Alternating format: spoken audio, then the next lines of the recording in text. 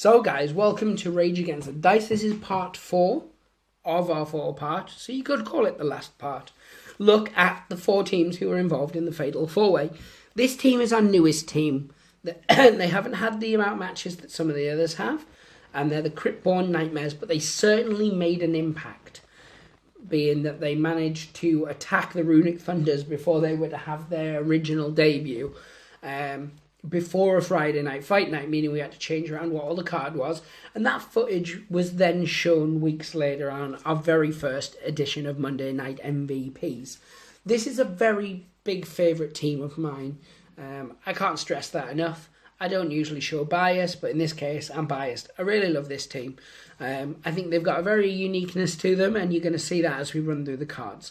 So the first thing to note is that they're all rolling bones, which, as you know, is the exact same as the Orcs, meaning you can put them together and get yourself some cheeky sponsorship business. That's one thing I will mention, actually. The cards that we're mentioning, obviously we're talking about within the confines of just that team. Using some of these skills that we've been talking about, you can pair up some very lethal combinations, and that's something we're going to cover in another video, where we'll look at maybe just Gambling Den specifically. So we'll cover Rolling Bones, and we'll cover how certain characters really interact with other members, and show you maybe like what I would class as an ideal 1k sort of heavy hitter team, for instance, or 1 million, sorry. But yeah, anyway, digression. It's my middle name. It's not my middle name, but it could be my middle name. I'm digressing again on the digression. Nice. So, the werewolf is first. He's a big guy. We've heard good things. During practices and other non-televised matches, he's been a heavy hitter. As we saw at Monday Night MVPs, he got very unlucky against the Rat Abomination, and he was out of there quickly. So he's got a bit of anger coming into this match. But he's 325k, he's got 4 actions and 5 movements. So he can shoot around the ring, and he's not too shabby on his feet. A weight of 3, pop of 3, and a throw of 4. He's a 9 stamina character. So he's still good. He's on par with the Rat Abomination, but he's not as good as the Ogre and the Troll. Let's look at those stats now. So the attack. 1 gold, 2 silver, plus 1. So he's a heavy hitter. Defense, 2 silver. He's on par. Grapple, 2 silver, 1 copper, plus 1. So he has a good ability for throwing stuff out. Then a dexterity of 1 gold, 1 copper. So we find that we have him activate quite regularly if he's the first guy you pick. You get a lot of movement and stuff out of him.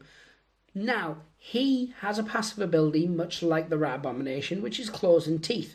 This wrestler's brawl attack deals 2 damage. His crowd pleaser is brilliant, and I'm going to talk about when I come onto his turnbuckle move how I've had this to good effect. Crowd pleaser, place this wrestler onto the nearest empty turnbuckle. So it's pretty cool. He has an attack, and I'll cover it. I might as well cover it straight away, which is called Full Moon. So it's a shove of 4. It costs 4 action points to do, meaning you're going to have him sat up on the turnbuckle for a turn, most likely. 2 gold, 1 copper, does 4 damage with a range of 6. What I tend to find is if I get good with the dice roll and I get pretty lucky, he can hit that move, do the crowd pleaser afterwards, like you get for hitting a turnbuckle move, and just teleport straight back up onto another turnbuckle. Means next turn he's ready to do the same again. We've had some very mixed results with it, but on the whole it's been very hard hitting. That 4 damage is lethal. It can take out like the smaller rats. It can almost take out a halfling. It can take out a goblin in one hit. It's a really good move. Next he also has his grapple, which is a power slam. It's a knockdown, 2 action points. 2 silver, 1 copper, plus 1 with a damage of 2. And then he has a really good rope bounce as well, which is called Fetch, which is a throw of 2. Action points cost 3 to do, 1 gold, 1 silver, and it's a 3 damage.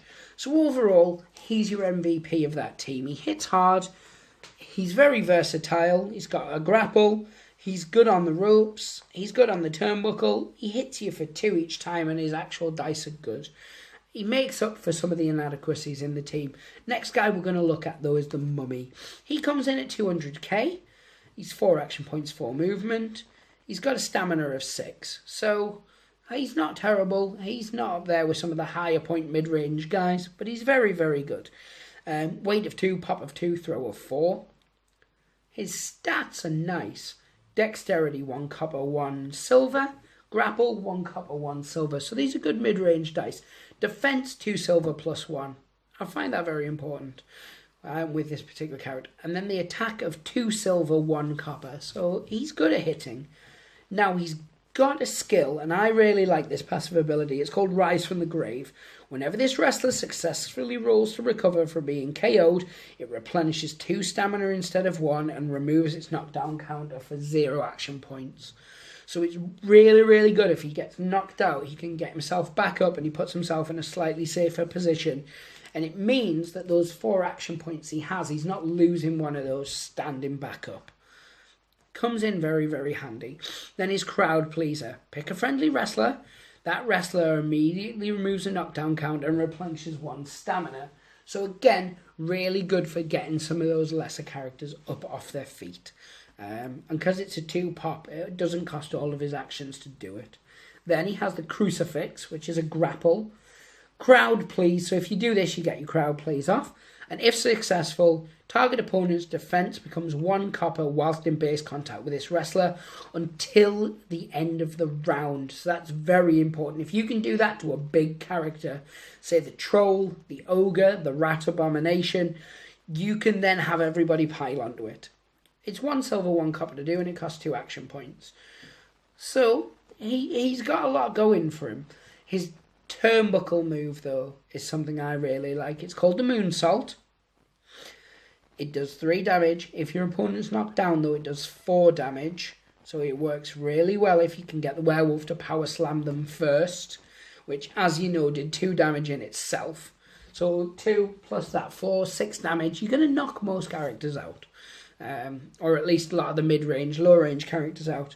3 damage, as I said, or 4 if they're knocked down. A range of 4, so it's not a good distance.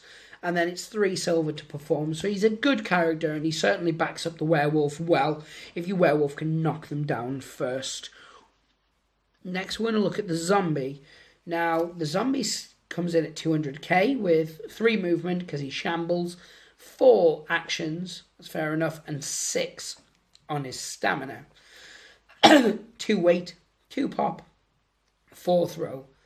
Attack of 1 silver, 1 copper. Defense, 2 silver, 1 plus 1.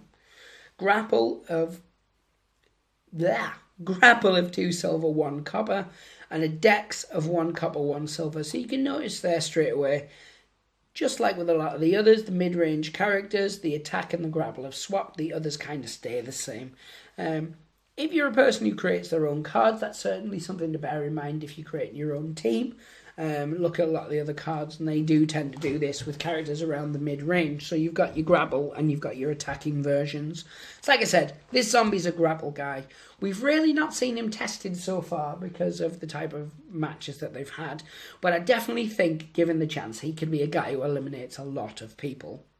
So anyway, he also has Rise from the Grave, which, as we said, means that if he's KO'd, he recovers, he gets 2 stamina instead of 1, and he can stand up for free. Pretty cool. His crowd pleaser immediately replenishes him 2 stamina as well, meaning that 6 stamina, although it sounds like it's not too good, 6 for a medium range character, well, it's about average. It does mean that he can quite easily jump himself up with some good crowd pleasing on a pop of 2.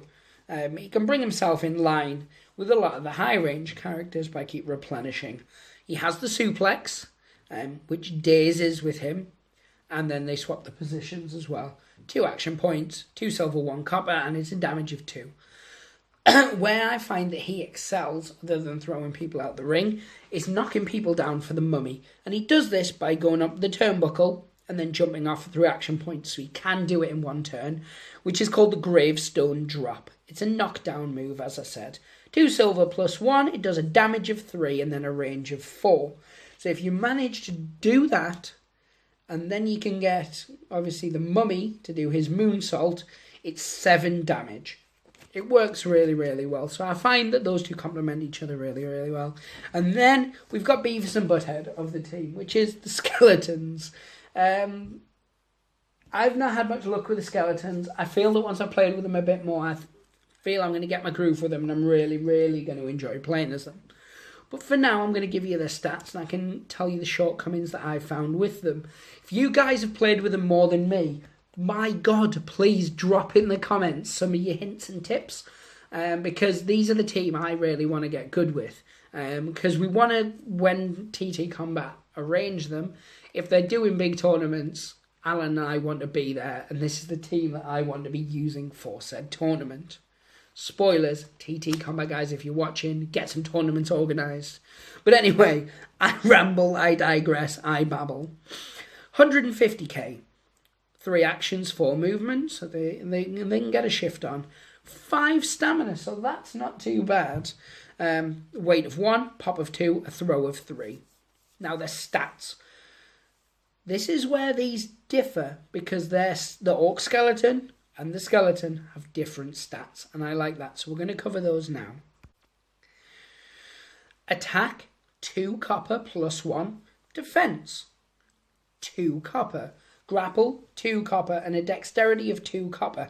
So stats-wise, he's not bad across the board. He's only a low dosh character. He's not, in there with the mid-range guys. So there's some decent stats, actually. And maybe that's something I've not really considered. I've just been looking at them as coppers, but I've not been looking at them as 150k guys. His skill, I love this. It's a passive, and it's not good in terms of the character. It means it makes him a bit fragile. However, it's characterful, and that's what I love about this game, is it's a characterful game. It's called Brittle Bones, though. If the wrestler is hit with a single attack that deals 4 damage or more, immediately remove it from the game. So he basically shatters. That is cool. I've not had it happen to me yet. And when I do, I'm going to call foul play, and I'm going to say that TTCombat are cheating scumbags, and I'm not going to ever want to play with them again. But as things stand, I think it's brilliant. The idea that he gets hit so hard, he just shatters, and then maybe in the back, you've got the mummy, the zombie, and the and the normal skeleton kind of piecing him back together.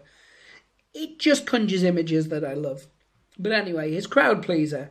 This wrestler loses the Brittle Bones skill until the end of its next activation. It's good, but at a pop of 2, I find that if something's going to hit me 4 damage, it's probably going to hit me 5 damage, and he's going to be knocked out anyway, and then they're going to spend some action points to throw me out. So I tend not to use this crowd pleaser. That's not to say that it isn't good, and it's not to say that I won't find later on in the game I'm going to enjoy it. It does team really well, however, with the mummy being able to pick a friendly wrestler and remove the knockdown and replenish 1 stamina. So you might want to do it for that. I mean, it's not as good as if he could replenish knockouts, but we live and dream.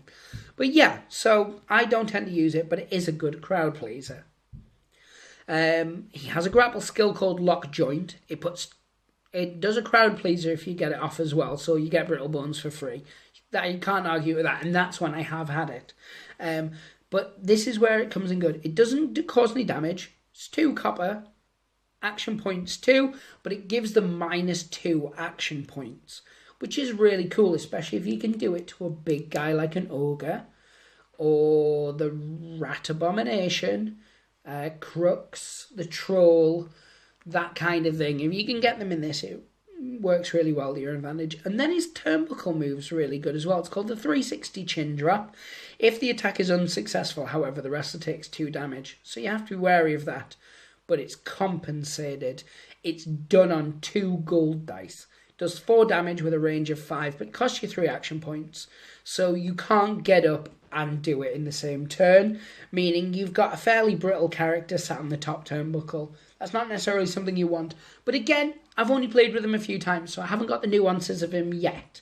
I find him a lot better than the other skeleton, but the other skeleton's only 125k, so maybe it's understandable.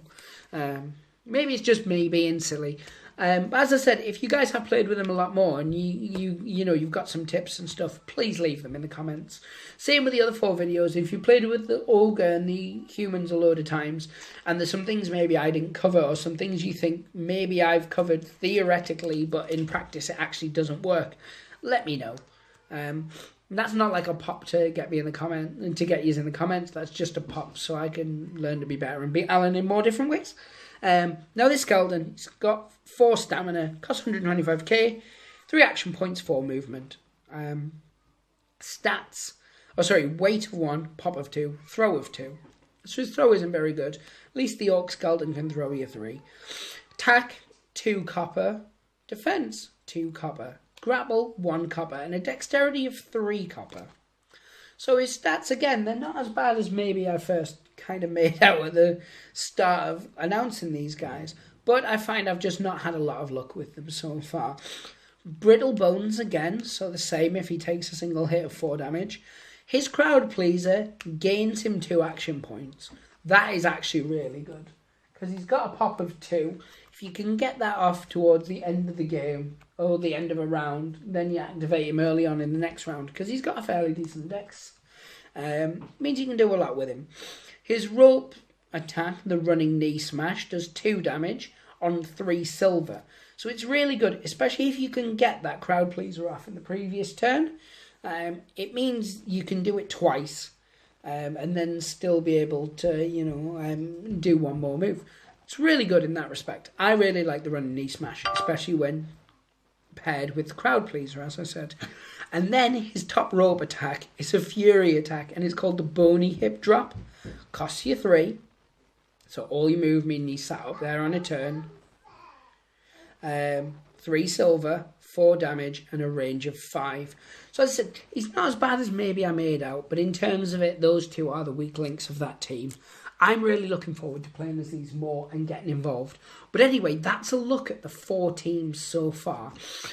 We are going to look at the Runic Funders as the champions. And that's going to go up probably Tuesday, following Monday Night MVPs. We're not going to announce who's on Monday Night MVPs this week. All we will tell you is that it's called rematches. So they're previously fought matches where people are seeking to get revenge. We will, however, on Friday Night Fight Night, at some point during that, we will announce the 3 matches that are going to take place. So guys, I hope you enjoyed it. Thank you very much for watching. Like, subscribe, the usual jazz. And as always, pray the dice gods. Hope they smile upon you. And take care, guys. Thank you very much for your time.